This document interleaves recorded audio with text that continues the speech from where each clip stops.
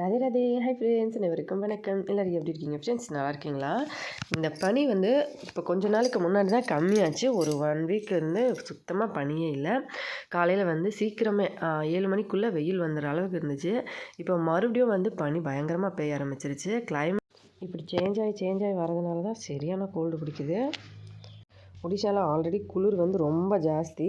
இப்போ தான் ஒரு 15 நாள் ஆச்சு, கொஞ்சம் கம்மியாக இருக்குது. இதனாலேயே மறுபடியும் கோல்டு பிடிக்கிறது. இப்போ தான் வந்து கொஞ்சம் வெயிலாக இருந்தது 7 மணிக்கெல்லாம். இப்போ மறுபடியும் வந்து பனி இந்த மாதிரி பேஞ்சிட்ருக்கு. இப்போ 7 மணி ஆக 10 நிமிஷம் இருக்குது. இது வரைக்குமே இவ்வளோ பனி பேஞ்சிட்ருக்கு. மழை வர மாதிரி ஃபுல்லாக தண்ணி விழுந்துக்கிட்டே இருக்குது. பசங்க தான் சொன்னாங்க. அதுக்கப்புறம் சரி டியூஷனுக்கு கிளம்பிட்டாங்க. ஆல்ரெடி 10 நாள் டியூஷன் லீவு. 2 பேரும் கிளம்பிட்டாங்க. சரி நானும் வந்து வீட்டுக்குள்ளே வந்துட்டு அவங்கள டியூஷனுக்கு அனுப்பிட்டு போய் குளிச்சுட்டு என்னோடய வேலையெல்லாம் பார்க்கணுன்னு சொல்லி இவ்வளோ பனி இப்போ வந்து வெளியே ஒரு வண்டி எதுவுமே வந்தால் கூட தெரியல. அதனால் பசங்களை வந்து சேஃபாக பார்த்து போயிட்டு வாங்கன்னு சொல்லிட்டு இருந்தேன். சைக்கிள்லாம் எதிரில் வந்தால் எதுவுமே தெரியலை. ரொம்ப வந்து பனி ஜாஸ்தியாக பெய்யுது. பகல் டைம்லலாம் பார்த்தோம்னாலே தெரிஞ்சிருக்கும். வெளியெல்லாம் கோயில் அந்த பக்கம் ரோட் லாஸ்ட் வரைக்கும் தெரியும். இப்போ எவ்வளோ பனி பெய்யுது. குளிரும் பயங்கரமாக இருக்குது. அப்படியே மழை பெய்கிற மாதிரி பெய்யுது.